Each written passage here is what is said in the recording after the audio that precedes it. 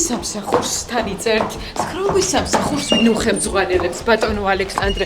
როგორ უნდა გააკონტროლოთ ამდენი ადამიანი ტექნიკურად? შინაგან საქმეთა მინისტრის მოადგილე ჩვენს კითხვებს არ პასუხობს. გზა მანქანამდე ალექსანდრე დარახველიძე ჩართული ტელეფონით და დუმილით გაიარა. არადა სწორედ მან უნდა უთხრას ქვეყნის მილიონობით მოქალაქეს, რა ჩაითვლება 1 ივნისიდან დარღვევად, რის გამო დაჯარიმდება ხალხი ან რის გამო წავლენ ადმინისტრაციულ პატიმრობაში. საზოგადოების ნაწილმა ეს ცვლილებები უკვე აღიქვა ტოტალური ცენზურის დამყარებად, სიტყვების პოლიციის შექმნად და თავისუფლების შეზღუდვად. სქროლვას კრიმის დეპარტამენტზე უნდა გითხრათ. ეს გიორგი მინდიაშვილია. შაბათის ეთერმა დაადგინა, რომ სწორედ მას ჩააბარეს შინაგან საქმეთა სამინისტროში ახალი სპეციალური მიმართულება. 10 დღეში აი ამ ადამიანებმა უნდა შეამოწმონ საჯარო სივრცეში, ვინ რა თქვა, რა დაწერა და ხომ არ არის მოქალაქის აზრი ვინმესთვის ღირსების შეურაცხყოფა. მიხსენით, აი როგორ დავუსჯით? დავუსჯით ჯარიმას დაგვიწერთ თუ პოსტების საშლოს. ამაზე არსებობს კანონმდებლობა, მოქმედი კანონმდებლობა არის ადმინისტრაციული სამართალდარღვევა. გადაწყვეტილებას იღებს სასამართლო. მათ შორის არის ჯარიმებიც კი. სქროლვა სკრინვის დეპარტამენტი. ასე უწოდა საზოგადოების ნაწილმა იმ ახალ დანაყოფს, რომელმაც რეიდების სოციალურ ქსელში მოქალაქეების პროფილებზე უნდა ჩაატაროს. მათი მიზანი პოსტების და კომენტარების ჩხრეკა, საგამოძიებო მოქმედებების ჩატარება, სკრინების მტკიცებულებებად ქცევა და ექსპერტიზით იმის დადგენა, რომ კრიტიკა ნამდვილად კონკრეტულ ადამიანს ეკუთვნის. მაგრამ ეს მარტივი საქმე არ არის. მხოლოდ Facebook-ზე საქართველოში 3 მილიონამდე პროფილი არსებობს. უცნობია რეალურად რამდენი კაცის შემოწმებას გეგმოს სიტყვების პოლიცია. თქვენს დეპარტამენტში რამდენი ადამიანი მუშაობს? აი როგორ მოახერხებთ, რომ ამდენი პოსტი წაიკითხოთ, შემდეგ დაადგინოთ, რომ სიძულვილის ენა შეიცავს ან არ შეიცავს? ამაზეც არსებობს კანონმდებლობა, განმარტებები არსებობს თვითონ მუხლების მიხედვით, ადმინისტრაციული სამართალდარღვევა კოდექსით მიხედვით. გითხარით. რა რესურსით აპირებთ გავუმკლავდეთ, რაიღაც ალგორითმი იქნება? ჯერჯერობით მიმდინარეობს. როცა გვექნება საათის სამართალო, მაგ შემთხვევაში მიმართეთ სამინისტროს და მიიღებთ პასუხს. ეს არის საჯარო ინფორმაცია, რომ რამდენი ადამიანი მუშაობს ამაზე. დღეს არის 22 მაისი. 10 დღეში უნდა დაიწყოს მუშაობა აი ამ ახალმა სამსახურმა, ხო? რატომ ჩქარობთ ასე ძალიან? ცვლილება უკვე შესულია ამასთან დაკავშირებით, თავრობის დადგენობაში და 1 ივნისიდან გამოქვეყნდა. ქართული ოცნება აქამდე დასმენის პრინციპით მუშაობდა. ანუ თუ მოქალაქე ნახავდა, რომ ვინმე კრიტიკული ან შეურაცხმყოფელი პოსტი დაწერა, პოლიციაში ჩიოდა. ასე იქცეოდნენ თავად პოლიციელებიც. ქართული ოცნების სტაჟიანი პროპაგანდისტები და ოცნების დეპუტატებიც კი. როგორც გამოჩნდა, ეს საკმარისი არ არის. მართველი გუნდის წევრებს კრიტიკით გამოწვეული წუხილი ვერ შეუმსუბუქდათ. ამიტომ ახლა პოლიციას დაავალეს, რასაც ნახავენ და სადაც ნახავენ, საჩივრის გარეშე თავად დაიწყონ მოქმედება. სპეციალურ ალგორითმს ქმნით, თუ მაგალითად დასმენის სამსახური იმუშავებს. აი, რა კითხვის მის, აი რას ნიშნავს დასმენის სამსახური იმუშავებს? კიდევ ერთხელ ვიმეორებ. რამდენი ანგარიშია სოციალურ ქსელში იცით? იხსნით. კანონმდებლობა განსაზღვრავს არსებული სამართალდარღვევა არის ეს. დღესაც შსს კომპეტენცია ამ სამართალდარღვევებზე რეაგირება. აი რას ნიშნავს დასმენის სამსახური? აი, მითხარით. კანონის აღსრულება არის დასმენის სამსახური. წარმოიდგენდით წლების წინ, როდესაც აი ამ პროფესიას ირჩევდით, რომ სოციალური ქსელების სკროლვა სკრინვა მოგიწევდათ, ბატონო გიორგი? ეს გახდა დღეს პოლიციის მთავარი სამართალდარღვევა არის, რომელიც დღესაც შედის შსს კომპეტენციაში. არის სამართალდარღვევა. რა, ბატონო გიორგი? ადამიანის ღირსების შელახვა.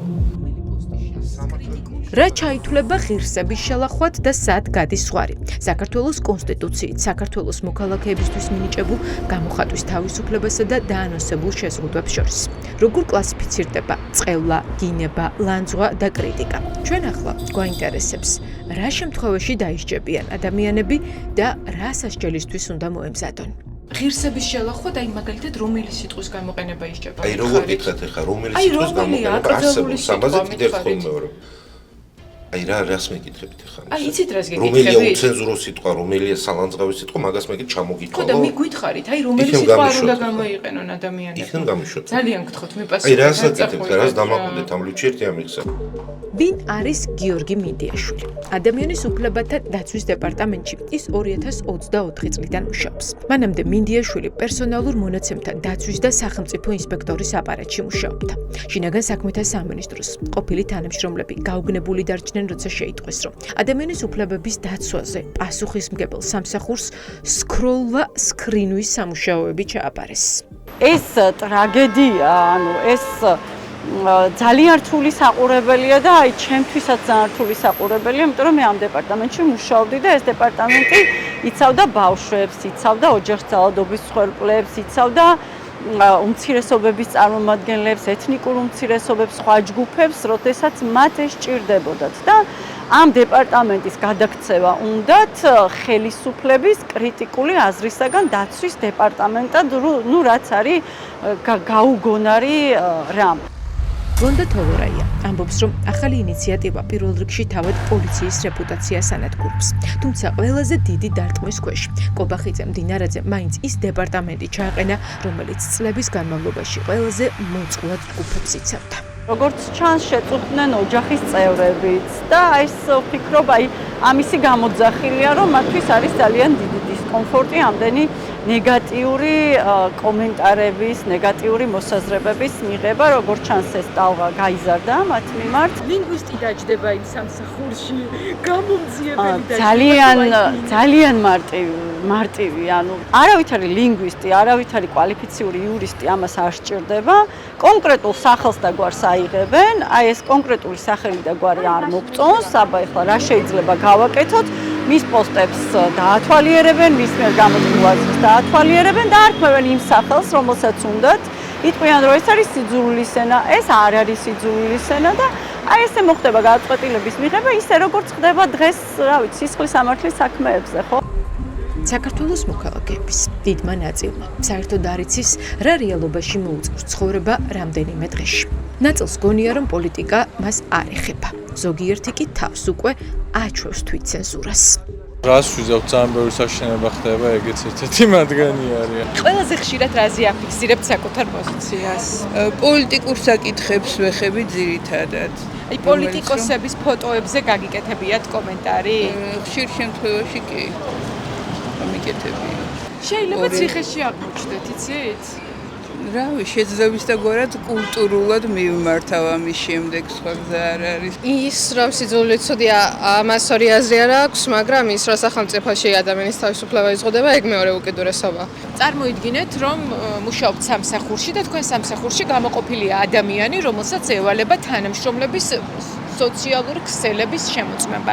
ღიად დააფიქსირებდით მაინც თქვენს პოზიციას, დაწერდით საჯაროდ? თუ კრიტიკულ პოსტებს წერთ ხოლმე სოციალურ ქსელში? არაფერი არ მომწონს. არც პოზიცია, არც ოპოზიცია, არც ერთი არ მომწონს. ქვეყანაზე არავინ არ ფიქრობს.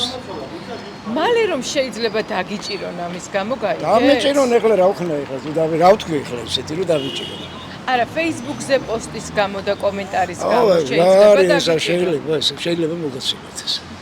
კი ბატონო. რა არის საფიქრები, შვილო, უსამართლო ქვეყანაში რომ ცხოვრობთ, ორი აზრი არსებობს ამაში? აი, მიზანი რა შეიძლება იყოს? რატომ შეიძლება თვით გადარჩენის ინსტინქტი, შვილო, მეტი არაფერი, რომ კარგად ისხდნენ. შეიძლება ასე მოიქცეს ხელისუფლება? არა, არ შეიძლება. ხელისუფლება? არ ვიცი, ვერ გეტყვით, არ მაქვს აი, პასუხი. გაბატონო, თქვენმა შვილმა რომ დაწეროს? არა, არც ჩემი შვილი დაწერს, არც მე. რატომ? რატომ უნდა დაწეროს? ყველაფერი მოგწონთ დღეს რაც ხდება? მე რა რო არ მომწონს. ჩემზე ძალიან მნიშვნელოვანია თითოეულ მოქალაქეს კონდეს გამოხატვის თავისუფლება. წერთ ხოლმე ნეგატიურ კომენტარებს სოციალურ ქსელში, ბატონო? ხანდახა. ვისე წერთ ხოლმე? ქართულ ოცნებაზე წერთ რამეს? თუ ოპოზიციაზე? ორი შეიძლება დაგსაჯონ, იცით, 1 ივნისიდან. დროინდელი 37 წელი. რაღაცას გაუკეთებდნენ იმას დანოსებს და გაიჭერდნენ ციმბირში. და ეხლა არ ვიცი სად გაგვაციმბირებენ, სად გაგვიშვებენ. დაგიფიქსირებიათ თქვენი აზრი? იცით რომ 1 ივნისიდან ახალი წესები შემოდის ქვეყანაში. მე რას ფიქრობთ ამ წესებზე? არ ვიცი. ნორმალურია? არ ვით. საფრთხე იმაზე ბევრად უფრო დიდია, ვიდრე სოციალური ქსელების მონიტორინგი. ცვლილებებში წერია არა ინტერნეტი ან სოციალური ქსელი, არამედ საჯარო სივრცე. საჯარო სივრცე არის მეტრო, ავტობუსი, ბაზარი, ქუჩა, ყველაფერი თქვენი სახკარის გარდა. ანუ თუ ეზოში მეზობელი, მეზობელთან საუბრის დროს ქართულ ოცნებას ზომაზე მეტად გააკრიტიკებს, ესეც შესაძლოა დასჯადი გახდეს. ირაკლი კობახიძე გაგიკრიტიკებიათ თუ არა საჯაროდ? არა. იძინა ივანიშვილი? არა. მიხეილ ყაველაშვილი? არა. ანუ თქვენ ციხეს გადაურჩებით. არ ვიცი. გაიგეთ ხო პირველი? კი, მაგრამ რაც ხდება. კი, მაგრამ მე პოლიტიკაში არ ვერ ვიშვილო უკვე 56 წლისა ვარ და რა დრო ჩემ პოლიტიკა ახალგაზრდებმა უნდა ყველაფერი მოგწონთ ქალბატონო ქვეყანაში რაც ხდება?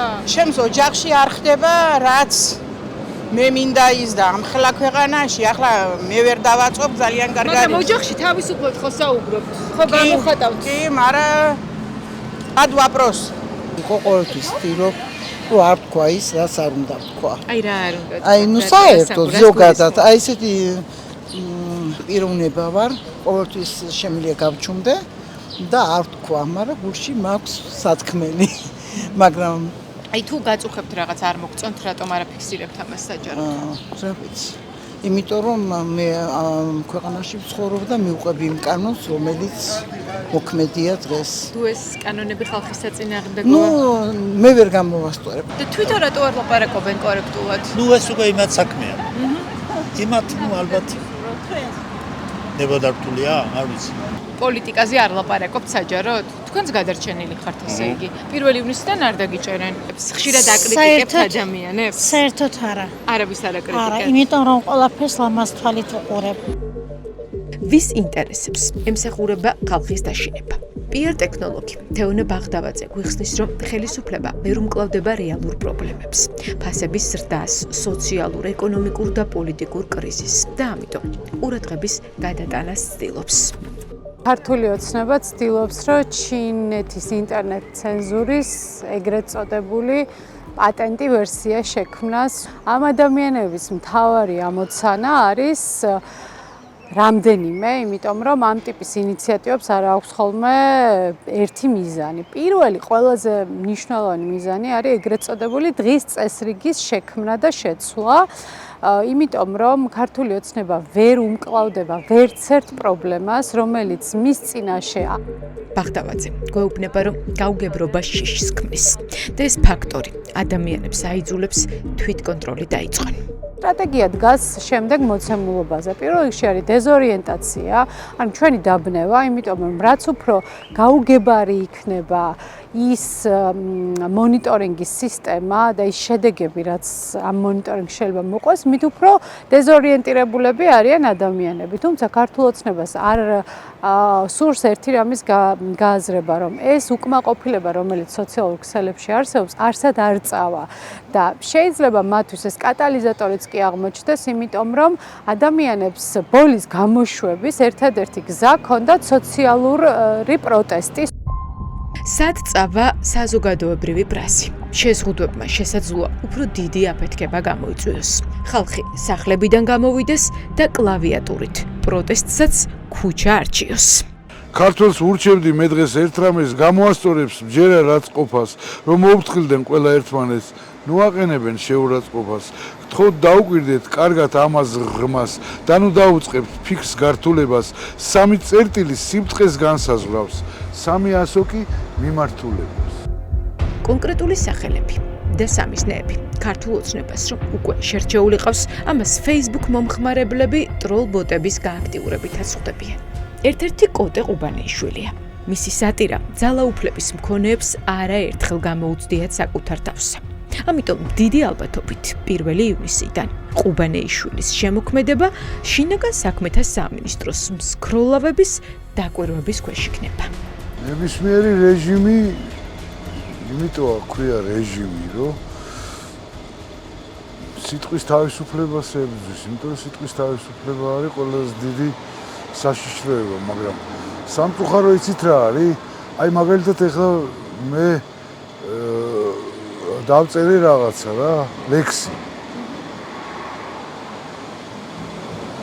ნუ აი წარმოუდგენელი გინებები და წარმოუდგენელი შეურაცხყოფები მესმის იქიდან. არ ვიცი ხა სტროლებია ისინი თუ როლებია თუ ბოტებია თუ რა ქვია რაღაც ახალი სახელები ქვიათ. ამას მიხედონ რა ჯერ რა. თუ ჩემი შეურაცხყოფა ნაკლებად დასჯადია პოეტისა და მთარგმნელისთვის აშკარაა, რომ ახალი რეპრესიული ინიციატივა არა მოქალაქეების ღირსების დასაცავად, არამედ მაღალჩინოსნების სიმშვიდისა და კომფორტისთვის მოიფიქრეს. ესე იგი ლექსზე თუ დაგიჭირეს, ესე იგი კარგი ლექსია რა და მოხდათ ესე იგი და. მე მაქვს რომ თქვენ შესაძლოა რეკორდი მოხსნათ და ძალიან ბევრჯერ დაგიჭირონ. მთავრობა დასამხობი კი არ არის, დასაჭერია. ლიტერატურული სატირა, რომელსაც სისტემა 1 ივნისიდან საფრთხედ აცხადებს, მართველი გუნდისთვის ახალი კოშმარი არ არის. პაატა შამუგია უკვე იცის, როგორ შეიძლება სიტყვის ორმაგი მნიშვნელობით და ირონიით ხელისუფლების ლიდერებს უდიდესი დისკომფორტი შეუქმნა. ჩვენი ენა არის უკიდურესად მდიდარი და მათ შორის სხვათა შორის არანორმატიული ლექსიკის თვალსაზრისითაც და ძალიან დიდი წვლილი ამაში შეტანილი აქვს მათ შორის კლასიკოს მწერლებსაც აკაკი წერეთელს, რომელსაც ძალიან მწარე ენა ჰქონდა. ძალოვანი უწყების მცდელობა, სპეცსამმართველოთი გააკონტროლოს მილიონობით ადამიანის ფიქრი და ვერბალური პროტესტი შამუგიასთვის სრულად გაუგებარია. მით უფრო იმ ფონზე, რომ ამ რეგულაციების დამწესებელმა ხელისუფლებამ სიძულვილის ენა თავად აქცია პოლიტიკურ ინსტრუმენტად. ევროპასთან დაშორებამ და ჩინეთთან დაახლოვებამ გამოიწვია ის, რომ ესენიც იწყებენ მსგავსი ტიპის ცენზურაზე მუშაობას. მე წარმოუდგენელი მგონია, როგორ შეიძლება ადამიანებს აუკრძალო, რომ ძალაუფლების მქონეებზე გამოთქვან თუნდაც აგრესიული აზრი. დიდი მწერალი სალმან რუშდი ამბობდა, რომ ძალაუფლების მქონეთა შეურაცხყოფის გარეშე არ არსებობს გამოხატვის თავისუფლება. ეს არის ეს არის სტანდარტი. რაზეც დგას ცივილიზებული საზოგადოება. ჩინური და რუსული პატენტების მიღმა უფროსი თაობისთვის ეს ინიციატივა უფრო ნაცნობ და მტკივნეულ წარსულს აცოცხლებს. თვითმარქვია ხელისუფლებას ცდილობს თვალში ნაცარი შეგვაყაროს, გაგვაბაიბუროს და დაგვარწმუნოს, რომ ევროპული სტანდარტებით ხელმძღვანელობს. რეჟიმს გონია, რომ თუ ადამიანებს სიტყვების წერა საუკრძალოს, ან ქუჩაში საჯაროდ აზრის დაფიქსირებას პროტესტ ჩააქრობს. მაგრამ ოცნებაში ავიწყდებათ, რომ არსებობს თაობა, რომელსაც უცხოვრია საბჭოთა პერიოდში, შემდეგ მოპოვებული თავისუფლების დათმობას კი არ აპირებენ. სტალინმა მოახერხა ის, რომ მთელი მოსახლეობა საბჭოთა კავშირის გადააქცია მარიონეტებად, რომელსაც ათამაშებდა. ანუ ყველა ტოტალიტარული სისტემის ნიშანია ეს, რომ უნდა გადააქციო გინდა ბავშვი და გინდა დასული და გინდა მოხუცი, შენს ბრმა იარაღად, რასაც ეთყვი, იმან უნდა შეასრულოს დაუყოვნებლივ, მეყსეულად. 67 წლის მწერალი და მთარგმნელი ირაკლი ლომოური, რომელიც უწყვეტი აქციების მონაწილეა, გვეუბნება, რომ აბრუნებენ დასმენის სისტემას, რომელიც პირდაპირი რეინკარნაცია იმ საბჭოთა ტერორის, რომელმაც თავის დროზე მილიონობით ადამიანისგან მორჩილი მარიონეტები გამოჭედა. რა თქმა უნდა, დავწერ და ისევე ვიცხოვრობ, როგორც ცხოვრობ. კი ბატონო, დამიჭირონ, კი ბატონო, რაც უნდათ გააკეთონ, მაგრამ მე ამის გამო გავჩუნდე, რომ შემეშინდა, ნუ გამორიცხულია. რისთვის ვიცხოვრე ამდენი წელი, რომ 67 წლის ასაკში უცებ შემეშინდეს?